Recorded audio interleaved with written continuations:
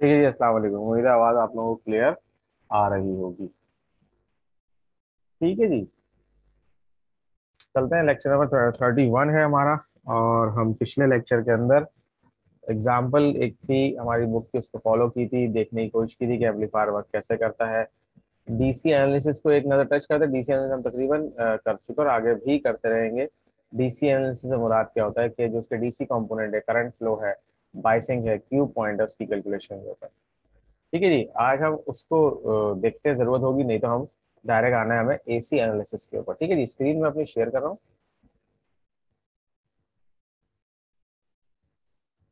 चलिए जी। जो last lecture था हमारा, लेक्चर 30, उसमें हमने बात की एम्पलीफायर के ऊपर। अच्छा, डीसी एनालिसिस क्या होती है? डीसी एनालिसिस से मुराद क्या है कि जो डीसी कंपोनेंट है, डीसी वोल्टेजेस है, क्यू पॉइंट है, आईसी, आईबी, आरबी, ये सब चीजें किसमें आएंगी? डीसी के अंदर। ठीक है जी। अच्छा जी। R1 और R2 का पैरेलल कैसे निकलेगा, सीरीज कैसे निकलेगा, उनकी कैलकुलेशन की टोटल रेजिस्टेंस कैसे निकलेगी, ये चीजें जो आएंगी डीसी एनालिसिस, तो ये डीसी करंट को सपोर्ट करती हैं और एम्पलीफायर को एक्टिव करने के लिए, ऑन करने के लिए, एक्टिव मोड में ट्रांसफर को लाने के लिए ये चीजें इस्तेमाल होती हैं। तो ये फॉर्मूला इसमें गिवन है, नीचे गिवन है। इसमें आर थेवेनिन आ गया, वी थेवेनिन आ गया, आई ई आ गया, आई सी आ गया, वी आ गया। अब अगर आपके पास ये फॉर्मूला गिवन हो तो आपको पता है कि मैंने इनको पुट कैसे करना है, तो आप अपना पेपर बहुत आराम से कर सकते हैं। ये हम पिछले उसके अंदर करके आ चुके हैं। ठीक है जी। तो एडिशन इसके हेडिंग से ऊपर अगर आप देखें तो इसमें लिखा हुआ है फेज इन्वर्जन। तो ये क्या था? ये वही चीज थी कि जब आप कलेक्टर से आउटपुट लेते हैं कॉमन इमिटर एम्पलीफायर में, तो जो सिग्नल होता है वो तो इन्हांस हो जाता है in terms of voltages and in terms of current also, but signal क्या होता है? आउट ऑफ फेज होता है। ठीक है जी। मतलब अगर वो सिग्नल इनपुट का 0 से स्टार्ट हो रहा है तो ये 180 डिग्री से स्टार्ट होगा, और अगर वो 180 डिग्री से स्टार्ट हो रहा है तो ये 0 से स्टार्ट होगा। ठीक है जी। हम देख लेते हैं कि एक की पीक है तो दूसरे का लोअर पीक है। ये हम पिछले लेक्चर के अंदर इसको देख चुके हैं। अभी हम आगे भी देख लेंगे, और चीज़ अगर हमें रिवाइज करने की जरूरत आई तो हम उसको आहिस्ता आहिस्ता करते रहेंगे। ठीक है जी। अराउंड 20 लेक्चर्स हमारे बाकी हैं, और उसमें हम कोशिश करते हैं कि इनके एनालिसिस और फिर इसके अलावा मॉसफेट है, फिर जो दूसरे कंपोनेंट्स हैं जो कि जो डीएस प्रोग्राम्स में डिस्कस किया था, उसको भी हम कर लें। ठीक है जी। चलें हम इसको देखते हैं, इसमें क्या मेंशन है एग्जाम्पल के अंदर। अच्छा, एसी एनालिसिस से क्या मुराद है? एसी एनालिसिस से मुराद है कि ट्रांजिस्टर का बिहेवियर और एसी कंपोनेंट की कैलकुलेशन। एसी कंपोनेंट क्या है? वो कंपोनेंट जो कि अपनी वैल्यू रियल टाइम में चेंज कर रहा हूँ। एसी क्या होता है? With respect to time signal change हो रहा होता है। लाते सिग्नल कहाँ चेंज हो रहा होगा? इनपुट पे और आउटपुट पे। अब जब इन पे वोल्टेज बढ़ेंगे तो अल्टीमेटली जो डीसी बाइस हुई है वो भी वेरी होगी, जैसे आपका सिग्नल इनपुट का वेरी होगा, उसी एक्सपेक्ट से आपको आउटपुट मिलेगी। ठीक है जी। अब जब ये बाइसिंग उसकी चेंज हो रही है, आउटपुट चेंज हो रही है, तो उसकी वजह से कुछ बिहेवियर में भी ट्रांसफर की चेंजेस आती है, जिसमें ट्रांसफर की अपनी जो जंक्शन रेजिस्टेंस है जो आर डैश कहलाती है वो भी चेंज हो सकती है, आर ई की वैल्यू चेंज हो सकती है। इसी वजह से कोई हमें बाईपास चीजें करनी पड़ सकती है कि अगर ये इस फ्रीक्वेंसी से नीचे या ऊपर आए तो वो कट हो जाए या सिंक हो जाए। ये चीजें भी हम देखेंगे कि यहाँ पे और दूसरे कंपोनेंट लगा के हम उससे एम्पलीफायर का गेन कैसे बेहतर करते हैं एसी एनालिसिस के अंदर। अब ये एसी इसीलिए क्योंकि ये वो चीज कंपोनेंट है जिसको हमने वाकई एम्पलीफाई करना। हम जो बात कर रहे हैं, जो आवाज आ रही है, ये अल्टीमेटली क्या है? एक एनालॉग सिग्नल है जो कि अपनी वैल्यू को चेंज कर रहा है विद रिस्पेक्ट टू टाइम। तो इसको हम एसी में ही लेंगे, ऑल्टरनेटिंग में लेंगे कि भाई ये साइन वेव टाइप की कोई चीज है जो हम बोल रहे हैं अभी। इसकी वजह से क्या होगा? वही एम्पलीफायर आउटपुट को देगा। तो उसकी वजह से जो कुछ चीजें चेंज होंगी ये एम्पलीफायर के बिहेवियर में, उसके करंट में, उसकी इंपीडियंस में, उसकी रेजिस्टेंस में चेंजेस आएंगी, वो सारी चीजें हम किसमें नोट करेंगे? एसी एनालिसिस के अंदर, उसके अंदर हम कैलकुलेट करेंगे। अच्छा, एनालिसिस से मुराद क्या होता है? एक सिस्टम के आप जितने पार्ट्स हो सकते हैं, जितने पीसेस हो सकते हैं, उसको आप तोड़ लेते हैं और उन पार्ट्स को तोड़ के आप कैलकुलेट करते हैं। ये होती है एनालिसिस। जब टूटे हुए पार्ट्स को जोड़ने की कोशिश करते हैं, इसे कहते हैं हम सिंथेसिस। बस ये ऐसी एक चीज आई थी मेरी जहन में तो मैंने आपको बता दिया। ठीक है जी। पहले एग्जाम्पल पे आते हैं ताकि आपको चीज समझ में आए। अच्छा जी, ये भी वही फॉर्मूले ठीक है जी। अब यहाँ पे अगर आपके पास कैप्स में नहीं है या अपर केस में चीजें मौजूद नहीं है, इसका मतलब क्या है, हम किसकी बात कर रहे हैं, एसी वैल्यूज की बात कर रहे हैं, एसी कंपोनेंट्स की बात कर रहे हैं। देखिए VB is equals to I C R C, ऐसा हो सकता है ना, ये VB is equals to I E R E, sorry वो आई सी आ गए थे मेरे में। ठीक है जी। अब आई ई आर ई ये एसी वैल्यू है। अब ये आर डैश का मतलब कि with respect to potential difference with respect to signal value, R E will be varying, R E will be varying. ठीक है जी। तो किसी खास वोल्ट में उसकी क्या रेजिस्टेंस होगी, वो गई आपकी आर ई। अब सारी चीजें किस में, लोअर केस में, इसका मतलब क्या है, हम एसी की बात कर रहे हैं। ठीक है जी। I B is equal to I C over beta AC. अब ये बीटा एसी आ जाएगा, वो बीटा डीसी था। ठीक है जी। यही आर इन यानी कि base resistance, V B over I B. ठीक है, कैसे निकलेगा, आई ई आर ई, और ये सब चीजें अभी हम देख लेते हैं। फॉर्मूला कोशिश करूंगा मैं आपको आपके फाइनल पेपर में दूं। देने से फायदा क्या होगा कि आपको थोड़ा सा इजी रहेगा कि अपने एनालिसिस आपने किस तरह से करने हैं। ठीक है जी। अगर आप उनको यूज कर पाए, इसका मतलब ये है कि you know something about this course and that question. ठीक है जी। ये अप्रोक्सीमेटली वैल्यू भी से निकलती है, क्योंकि ये डेफिनेट नहीं है, इसमें चीजें चेंज होती हैं with respect to base current, आया I current, IC collector current and emitter current, ये चीजें थोड़ी बहुत वेरी हो सकती है। जो हमने देखा था कि ट्रांजिस्टर चेंज करते हैं तो सिग्नल भी, या हमारे जो पैरामीटर्स है वो भी वेरी होते हैं। ठीक है जी। अब ये क्या है, determine the signal voltage at the base of the transistor in this figure. This circuit is the AC equivalent circuit of the amplifier 6-8 at 10 volt RMS 300 ohm signal source. IE was previously found to be 3.80 milliampere. सही है जी। अच्छा जी, first determine the AC emitter resistance. अभी कैसे होगा, emitter resistance का मतलब R dash E, that is जब कहीं भी हमें आर इज इक्वल टू, ये V is equal to I R के अंदर क्या होगा, R is equal to V over I. तो हमें क्या पता है, इमिटर वोल्टेज कितने हैं, 25 मिली वोल्ट, एंड आई ई पता चल गया कितनी रेजिस्टेंस आ रही है, 6.58 ओम्स। समझ में आ गई। R in base is equal to beta A C is and R dash ई।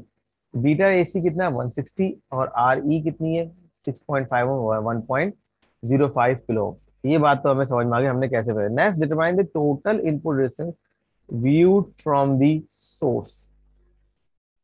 अच्छा सोर्स लगेगा, जब आप कहीं सिग्नल दे रहे हैं, ये सोर्स है ना, इसको कितनी इंपीडेंस यहाँ पे महसूस होगी, वो होगी 300 ओम। अच्छा ये रेजिस्टेंस जितनी ज्यादा होगी उतना अच्छा है। ठीक है जी। ये रेजिस्टेंस जितनी कम होगी, उसका मतलब आप पिछले सिस्टम पे उतना लोड ज्यादा डाल रहे हैं। ठीक है जी। तो आर इन टोटल कितनी होगी, अब हमने चेक कर ली कि R one is parallel to R two, parallel to R in base, कितनी आ गई, 873 ओम। तो ये कैसे निकली है, कैसे निकली है, 6.58 आया कहीं पे, नहीं, इसमें तो नहीं आया। आर वन पता चल गई 22 के, आर टू क्या है 6.8 के, और आर इन बेस ये कहीं पे हमारे पास गिवन है, ये रिकैलकुलेट हमने की है। अब हम इसको पैरेलल कैसे निकाल देंगे, आपको पता है। ठीक है जी। तो वैल्यू क्या आ गई, 873 ओम्स। अब वी बी मालूम करना है, ये फॉर्मूला हमारे पास गिवन है कि रेजिस्टेंस मेरे में हो, अगर जो चीज रेजिस्टेंस नहीं है वहां वी और आई की वैल्यू लिखेंगे। फॉर्चुनेटली इसमें रेजिस्टेंस गिवन थी, तो कितना आ गया, 7.4 मिली वोल्ट। ठीक है जी। अब हम कोशिश ये करते हैं कि जरा इन वैल्यूज को, इस वैल्यू अगर मेजर कर लेंगे, क्योंकि बाकी ओम्स हम मेजर नहीं कर सकते, वो तो आएगा ही आएगा, लेकिन हम ये वाला सिग्नल दे के ये हम चीज को स्टार्ट करके देखते हैं कि ये वाकई वैल्यू आ रही है या नहीं आ रही, फिर देखते हैं क्यों है ऐसा, क्यों है। ठीक है जी। इक्विवेलेंट रेजिस्टेंस है, हम ये बीच में इसी तरह सर्किट बनाएंगे, and let's see if we can have 7.44 millivolt at V B. ठीक है जी। ऐसा ऐसे ही। फिर ये कह रहे हैं कि अगर हम इसको 75 ओम्स कर लें, और अगर ट्रांजिस्टर हमारा जो है वो 200 है, अब वो 200 वाला बीटा तो नहीं, हम फिलहाल ये चल रहे हैं 160 पे। देखते हैं, अब लाते तो फिक्स नहीं होगा कि ट्रांजिस्टर का नंबर तो गिवन नहीं है। चलिए जी, मल्टीसिम को खोल लेते हैं, लेट्स सी।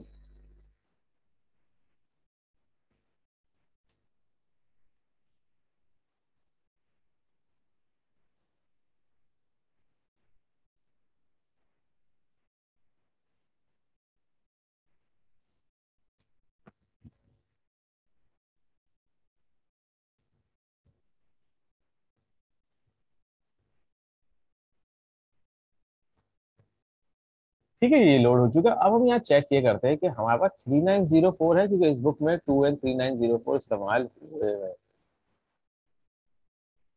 39, अच्छा, 2 and 3904 नहीं। ये चेक कर लेते हैं, टाइप करके 2 and 3 4 है, 3 7 है, 3 8 है, 3 9 हैगा भाई, हैगा 3904। ओके, ये हमने यहाँ ले लिया। जरा इसका भी बीटा बीटा चेक करें, उसकी डेटा शीट डाउनलोड करें।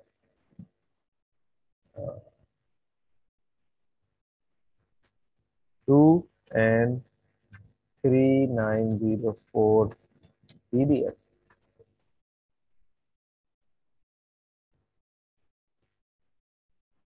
जनरल पर्पस स्विचिंग ट्रांसफर है। चलिए जी, जरा चेक करते हैं। और यहाँ से देखें स्पार्क फन के ऊपर और डिजीबी के ऊपर, ये दोनों पे चेक करते हैं कहाँ आपका अवेलेबल है। जनरल पर्पस एम्पलीफायर, ठीक है जी। 200 मिली एम्पियर आईसी का मैक्सिमम है। अब देखते हैं जरा इसका एच एफ ई कितना है, इसका एच एफ ई कितना है। ठीक है जी, डीसी करंट गेन, अगर आपका इसका आईसी जो है वो 10 मिली एम्पियर है, तो इसका गेन है 300 तक। और यहाँ पे क्या है, यहाँ हमने आईसी कैलकुलेट नहीं किया। देखते हैं जरा ये सर्किट इसी बनाते हैं और क्या फर्क आया। ओके, ये ज्यादा बेहतर डेटा शीट है, ये 7 पेजेस की है, ये 5 पेजेस की है। व्हाट अबाउट दिस, ये 13 पेजेस की है। इसके बीच में फेयर चाइल्ड की, ये मैन्युफैक्चर की अपनी, सही है। इसको सेव कर लेते हैं,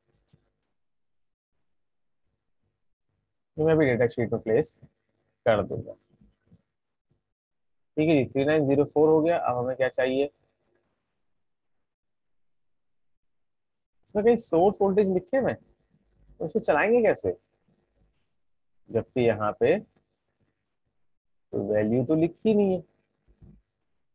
क्यों नहीं लिखी, क्योंकि लाजमी बात है कि हमारे पास ये इक्विवेलेंट सर्किट है, ये एक्चुअल सर्किट नहीं है। लेकिन हम फिर भी कोशिश करते हैं चलाने की। ठीक है जी, R C is 1 kilo ohms. क्या ये चलेगा, चलेगा तो नहीं। ठीक है जी, आईसी कितना है इसके अंदर, आई ई 3.8। ठीक है जी, चलेगी, सेट कर लेते हैं। इतनी वोल्टेज सेट करते हैं कि हमारे पास जो करंट आ जाए आई ई, वो कितना है, 3.80 मिली एम्पेयर। ठीक है जी, चले चेक करते हैं, 5 वोल्ट में बनाते हैं क्या होगा।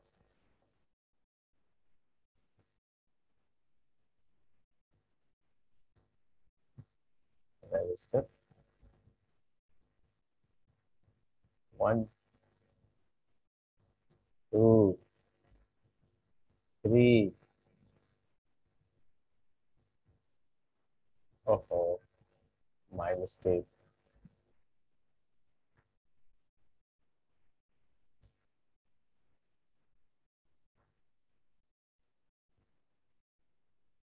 4 और ये 5।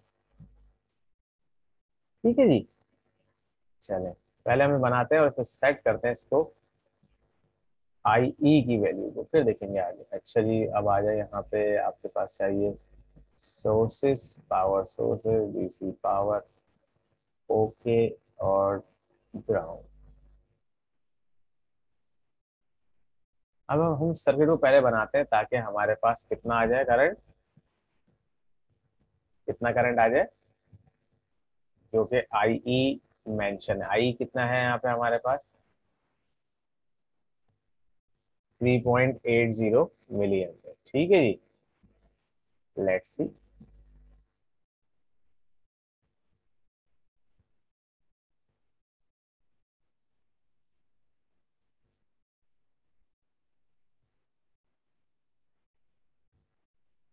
अच्छा, चूंकि हमने यहाँ पे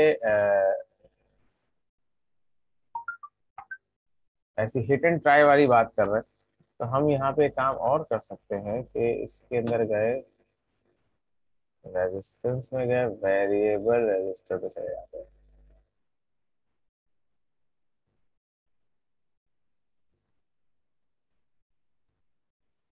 ठीक है जी, तो क्लोज करते हैं, इसको हम डिलीट कर देते हैं। और जो आईसी है वो हम यहाँ पे वेरी कर लेंगे, और क्या।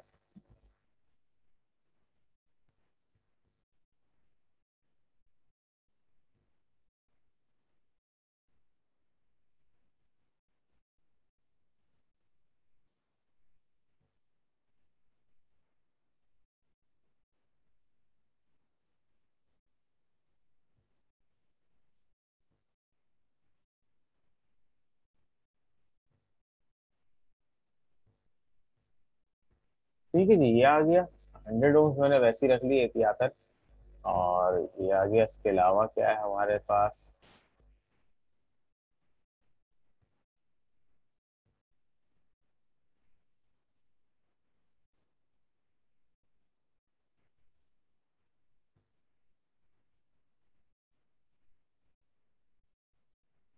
अगर हम इसे ग्राउंड कर देंगे, ये 22 होगा कभी? कभी भी नहीं होगा। ठीक है जी, इसका मतलब ये है कि हमें कुछ चीजें चेंज करनी पड़ेंगी। लेकिन यही, अगर मैं इसकी वैल्यू को जो हमारी है 6.8 के की, मैं ऊपर लगाऊंगा अभी। ओहो।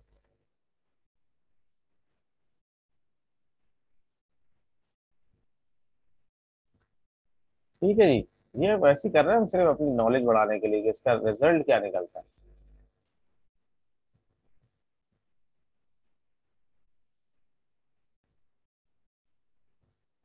ठीक है जी, और इसको मैं रोटेट करता हूँ।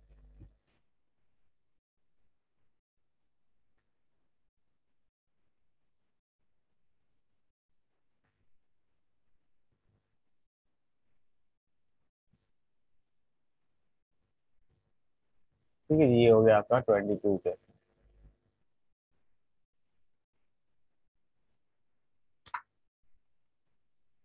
और ये हो गई आपकी 300 ओम्स।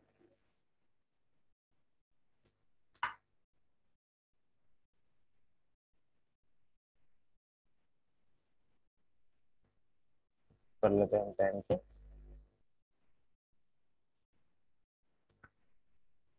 अब हमें I R E find out करना है, तो उसके लिए मुझे चाहिए एक मल्टीमीटर।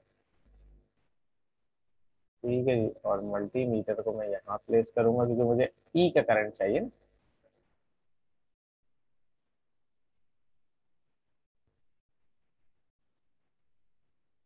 और इसको मैं करता हूँ एम्पेयर डीसी। ठीक है जी, देखते हैं, अभी हमने यहाँ टाइम लगाया, देखते हैं इसका नतीजा कुछ ना कुछ तो निकलेगा। बहुत सारी चीजें क्लियर हो जाएगी। ठीक है जी, चलिए मैं इसको स्टार्ट करता हूँ। कितना आ रहा है? 3.88 मिली एम्पेयर।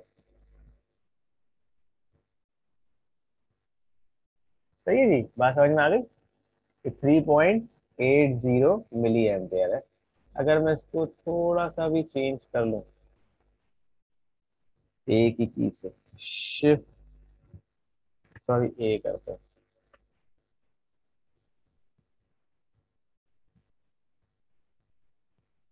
स्टेप्स को हमें चेंज करना पड़ेगा ताकि मैं प्रिसाइज इस तरफ ले आऊँ।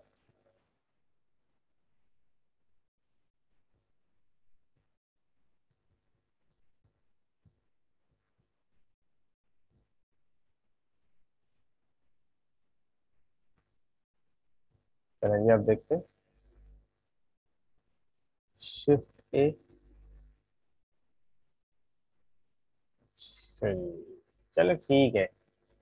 ये एक वैल्यू आ गई। अब इसका मतलब ये कि हमारा सर्किट वैसे ही तैयार हो गया, अभी ये वाली मिथ बाकी है। ठीक है जी। अब मैं यहाँ पे सिग्नल देता हूँ कितना,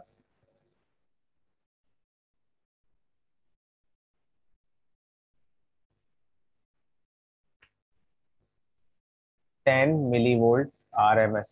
ठीक है, यानी कि वो पीक टू पीक वैल्यू हम निकाल लेते हैं। फिलहाल हम 10 वोल्ट RMS है, तो इसका मतलब क्या होगा, पीक टू पीक वैल्यू कितनी होगी, अंदाजा कुछ?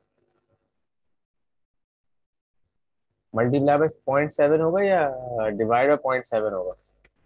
मैं फिलहाल 10 वोल्ट पीक ही रख रहा हूँ। ठीक है जी, वरना हम RMS to peak to peak voltage करके देख सकते हैं। ठीक है जी, जैसे डिवाइड बाय 0.7 है, हम चेक कर लेते हैं। 10 मल्टीप्लाई बाय 0.7, 7 वोल्ट। नहीं, 7 वोल्ट तो हो नहीं सकते। ठीक है जी, तो क्या हो गया, 10 डिवाइड बाय 0.707, 12.980, यही वैल्यू हम यहाँ से उठाते हैं और इसमें हम डालते हैं पीक टू पीक की वैल्यू, देखते ही आती है या नहीं आती है। यहाँ पे कॉपी, इनपुट देने के लिए हमें क्या चाहिए यहाँ पे, फंक्शन जनरेटर।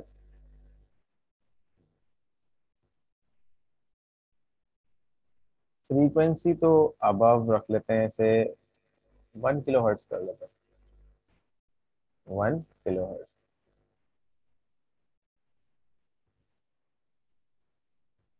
ठीक है जी, जो वैल्यू आई हमारे पास वो हमने यहाँ पे कर दी। चलो इसे बंद किया। अब तो हम हॉरिजॉन्टल फ्लिप कर लें,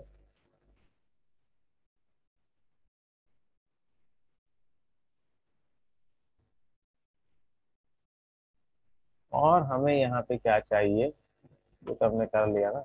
ये सर्किट हमारा तैयार है। File, save as.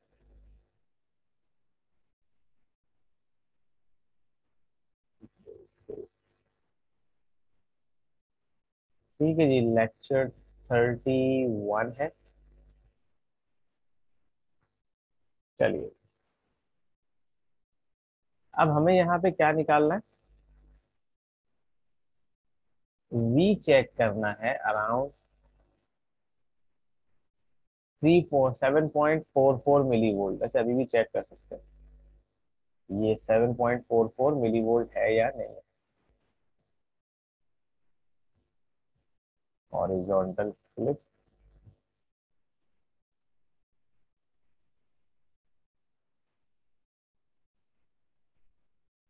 Let's see क्या होता है। अगर एरर आएगा तो हम फंक्शनेटर को हटा देंगे। -2.12182। अच्छा जी, चलो ठीक है, मैं इसको डिलीट कर देता हूँ, इसको भी डिलीट।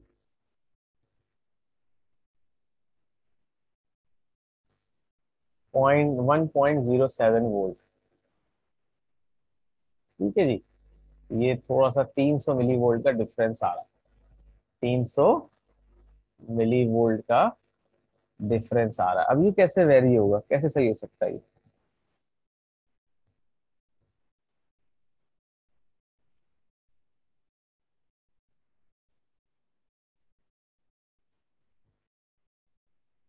यहाँ पे हम लगा देते हैं 8.1 के।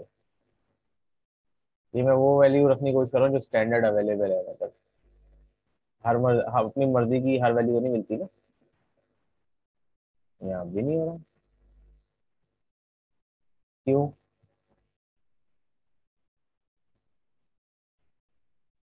चलिए, इसको कर देते हैं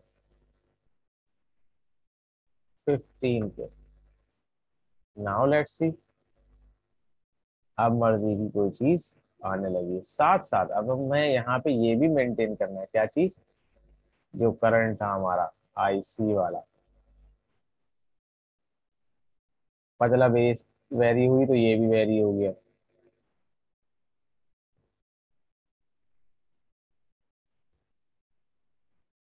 ये एम्पेयर है। 3025 mA, जबकि यहाँ पे कितना है 3.8 mA। हमें ये दोनों चीजें संभालनी।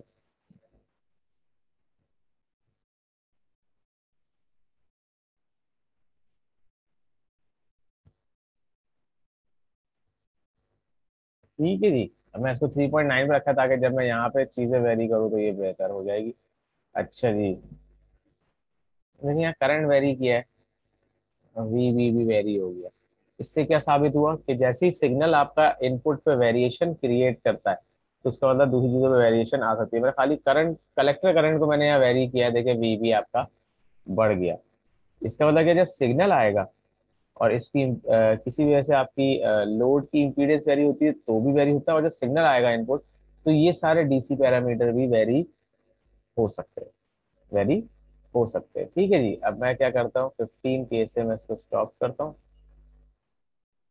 और इसको ले आता हूँ 22 के पे। लेट्स सी, तो खास फर्क नहीं पड़ा, वो तो आधे हो गए ना वोल्टेज। अच्छा जी, इसको मैं ले जाता हूँ 33 के पे, अब शायद आ जाए नीचे।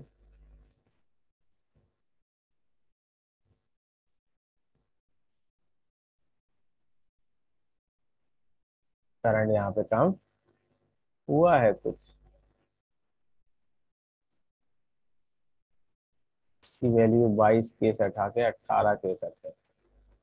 18 के स्टैंडर्ड अवेलेबल है, लेट्स सी।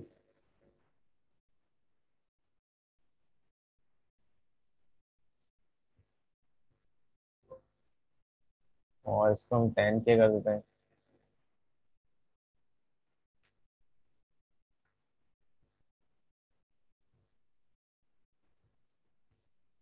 ये नीचे नहीं आ, वजह क्या है?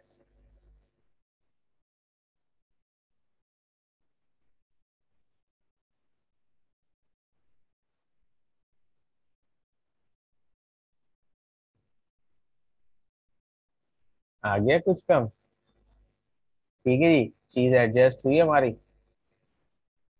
तो ये है 3.8 आई ई है 3.8 mA। 3.6 पे आ गया, समझ में आ गया। और ये क्या है हमारे पास?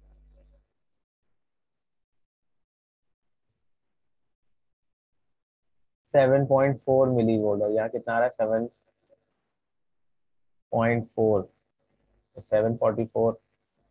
ठीक है जी, 744 ही है ना? हाँ, 712 आ रहा है। चलिए, हमने क्या किया है, ये नीचे वाली बढ़ाई ऊपर की, इसको स्टॉप करते हैं, इसको हम रिवर्ट करते हैं। ठीक है जी, 22 के ऊपर आ जाए।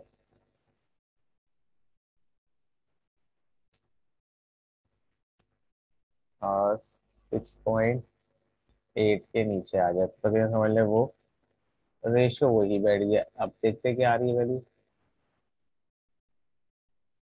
सही है जी, बात समझ में आ गई।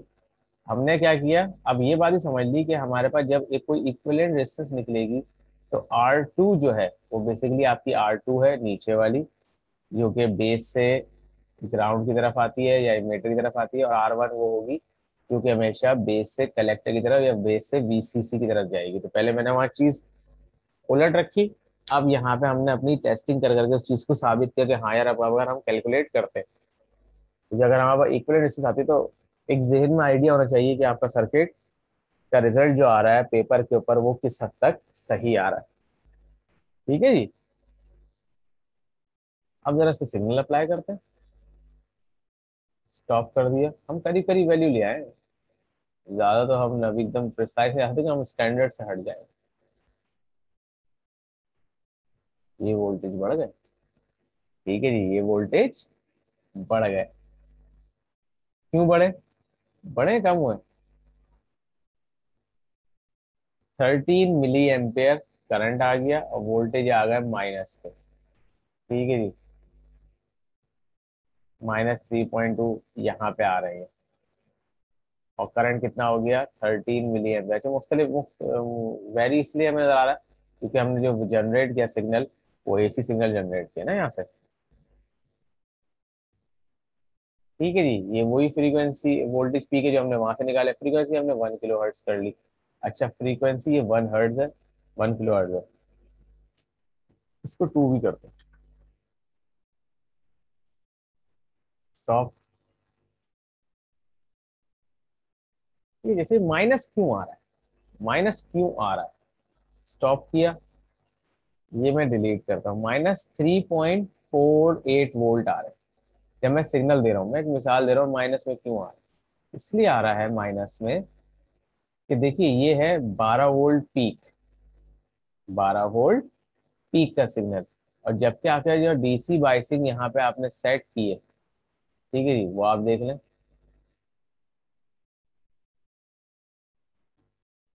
ये तो बहुत छोटी सी वैल्यू है, नेग्लेजिबल है। अभी 12 वोल्ट पीक सिग्नल को बार बार रिवर्स फॉरवर्ड कर रहा है। तो जो रिवर्स में जा रहा है तो ये थोड़ा ज्यादा जा रहा है, 3 वोल्ट ज्यादा जा रहा है, 2 जा रहा है। अब इसके ऊपर हम थोड़ा सा आगे और डिस्कस कर लेंगे, लेकिन हमने ये देखा कि हमने यहाँ 716 मिली वोल्ट बाइस किया। ये बात हमें समझ में आ गई, ये हमने बाइस किया, लेकिन इसकी बाइसिंग वेरी कर जाती है जैसे ही मैं इस पे सिग्नल देता हूँ। तो मैंने सिग्नल दे दिया, हो गए वोल्ट वेरी। अब जब ये वोल्ट वेरी हुए तो अल्टीमेटली मेरा करंट भी वेरी हुआ। जैसे ही करंट वेरी हुआ, इसका मतलब क्या हुआ, ट्रांजिस्टर वर्क कर रहा है। लेकिन इसका मतलब है कि अब जो मेजरमेंट होगी वो दो चीजों की होगी। जब तक सिग्नल नहीं है यहाँ पे, तो अभी हम किस में जाएंगे, डीसी एनालिसिस के ऊपर। हमें पता चल जाएगा ये चीज ऐसे, ये चीज ऐसे, ये चीज ऐसे, ये चीज ऐसे, ठीक है जी। RB, RC, RE, IC, IE, IB, ये सारी चीजें हम निकाल सकते हैं यूजिंग डीसी एनालिसिस। लेकिन जैसे ही सिग्नल आपने अप्लाई कर दिया, ये दोनों क्वांटिटीज आपकी अभी चेंज आएंगी। 3 मिली एम्पेयर है, ये करंट ज्यादा हो जाएगा, क्योंकि सिग्नल जब ज्यादा आएगा तो वोल्टेज ज्यादा होंगे, वोल्टेज यहाँ ज्यादा होंगे तो करंट ज्यादा होगा इस जंक्शन पे। जब इस करंट जंक्शन पे करंट ज्यादा होगा तो आईसी भी अल्टीमेटली ज्यादा होगा। ठीक है जी।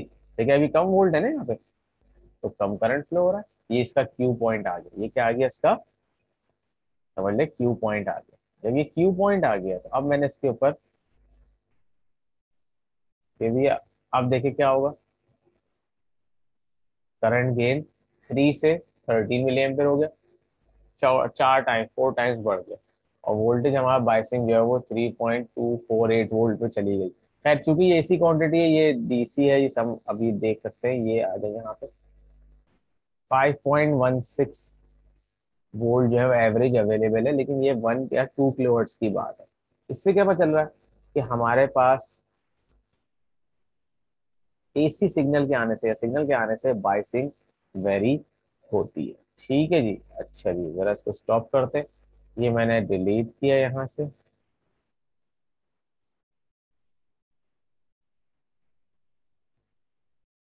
ये 0 वोल्ट एसी बता रहा है, अब एसी क्वांटिटी खत्म हो गई। ठीक है जी, मैं इसको डीसी पे ले लेता हूँ।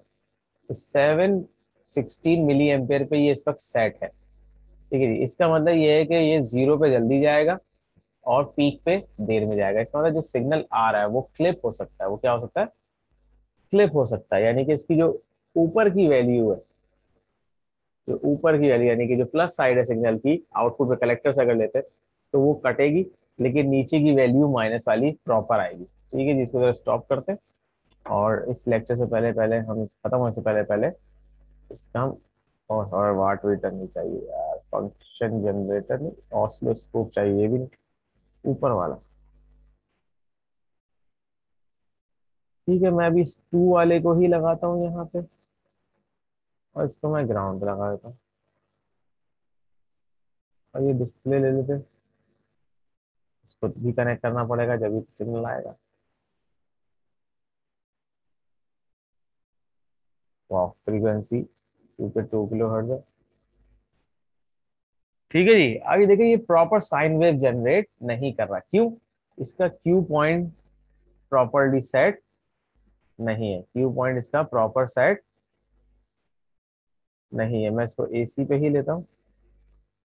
ये कुछ अजीब सी शक्ल का ये आपके सामने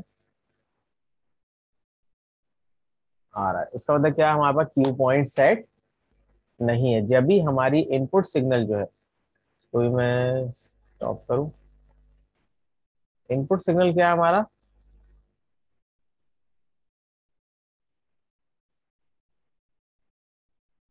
इनपुट सिग्नल हमारा साइन वेव है। इनपुट सिग्नल क्या है हमारा?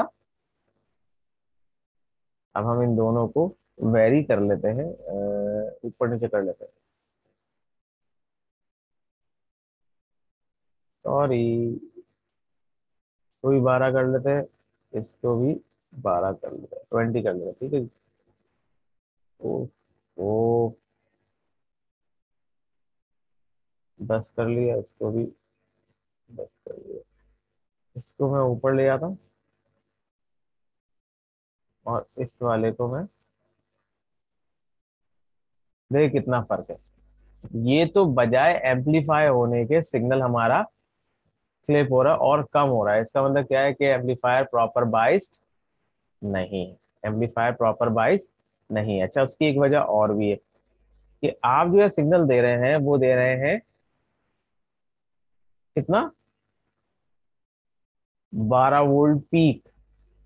ठीक है जी, ठीक है जी, यानी कि 12 ऊपर 12 नीचे, 12 से ज्यादा ही है। और आपकी सप्लाई क्या है? DC 12 volt. अब अगर मैं ये छेड़ता हूँ तो हमारी बाइसिंग छिड़ जाएगी। खैर मैं इसको कर लेता हूँ 24।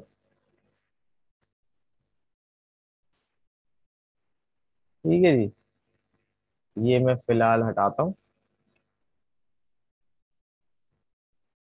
या तो डीसी लाइन आएगी, फिर छोड़ दो। ठीक है जी, करीब करीब आ रहा है। करंट हमारा यहाँ एडजस्ट हुआ हुआ है, ठीक है, याद रखिएगा, क्योंकि करंट करंट डिवाइस है तो करंट हमारा यहाँ ऑलरेडी एडजस्टेड है। अच्छा जी, ये लगा लिया, इसको मैं सेव भी कर लूँ। अब देखते हैं। अब हमारे पास कम से कम वोल्टेज बढ़ने से फायदा ये हुआ कि जो इन है तकरीबन उतनी आउट आ रही है, लेकिन क्लिप से ज्यादा आ सकती है अगर हमारे पास बाइसिंग इसकी बेहतर हुई भी होती। बात समझ में आ गई? चीजें हमने बहुत सारी इसमें कवर करने की कोशिश की। पॉइंट समझ में आया जो हमने सारा एग्जाम्पल की क्यों की? उन चीजों को रिलेट करने के लिए कि एसी एनालिसिस क्या होता है, डीसी क्या होता है, एसी का फायदा क्या है, डीसी का फायदा क्या है। और साथ साथ हमने पिछली चीजों को भी कवर करने की कोशिश की कि हाँ भाई, सिग्नल के ऊपर बाइसिंग का सिग्नल पे क्या इफेक्ट होता है, क्यू पॉइंट से क्या फायदा है। अब देखिए sir, Q point proper set नहीं है तो ये क्लिपिंग की तरफ जा रहा है। ठीक है जी, अब एक तरीका हो सकता है इसको आफ्टर में जाते हैं तो सेट करने का, क्या मैं इसकी इनपुट वेरी कर लूँ, इसको मैं ले आऊँ नीचे, बहुत टाइम लगाएगा, इसको मैं 10 कर दूँ। ठीक है जी, उसमें कही गई थी।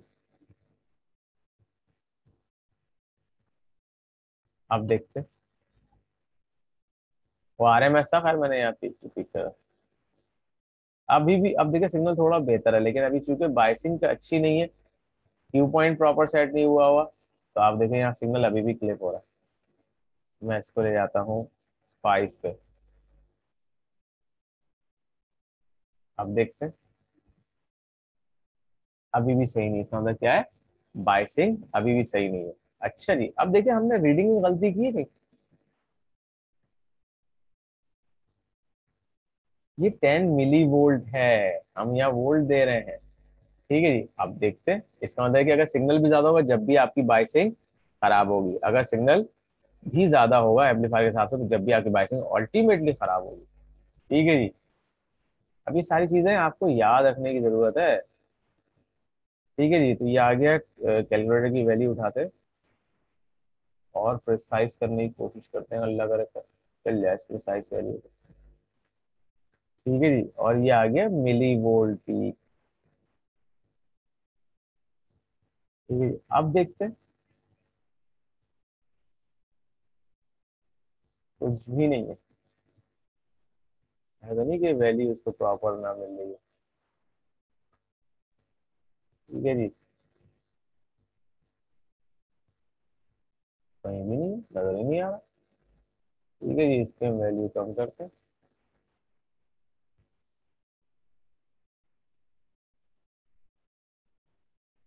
यहाँ दिख रही है, यहाँ दिख रही है। अब देखें फर्क आ गया, फर्क आ गया, क्योंकि आपका इनपुट वेरी हुई तो ये भी वेरी हुआ, और करंट देखे कहाँ चला गया। तो ये इसका मतलब ये है कि ये सिर्फ एनालिसिस करवाने के लिए थी, इसका मतलब कोई प्रैक्टिकल सर्किट नहीं है, इसका मतलब ये कोई प्रैक्टिकल सर्किट नहीं है। ठीक है जी, इसको 2 किलो हर्ट्ज से हटा के 100 हर्ट्ज कर लेते हैं।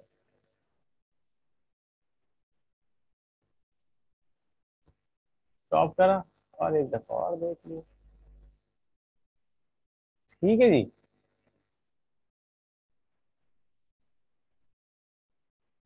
बात समझ में आ गई, हमने बहुत सारी चीज इसमें रिवाइज कर ली इस लेक्चर के अंदर। एसी एनालिसिस का इफेक्ट देख लिया। अब अगली लेक्चर के अंदर मैं इसको तो स्टॉप कर रहा हूँ, क्योंकि ये सिर्फ लर्निंग के लिए था, इसीलिए मैंने इसको एक ही सर्किट रखा है इस लेक्चर के अंदर। ठीक है जी। अब अगला जो लेक्चर होगा वो होगा किसके ऊपर, इस एग्जाम्पल के ऊपर। ये थोड़ी बहुत प्रैक्टिकल हमें दिख रही है। ठीक है जी, हम यहाँ पे अभी बाईपास कैपेसिटर वगैरह को देखेंगे ये क्या चीज़ है, अगले लेक्चर के अंदर इसको फॉलो करते हैं। ठीक है जी, तो एग्जाम्पल 6-4 से हमारा अगला लेक्चर स्टार्ट होगा। ठीक है जी, चलिए, थैंक यू वेरी मच।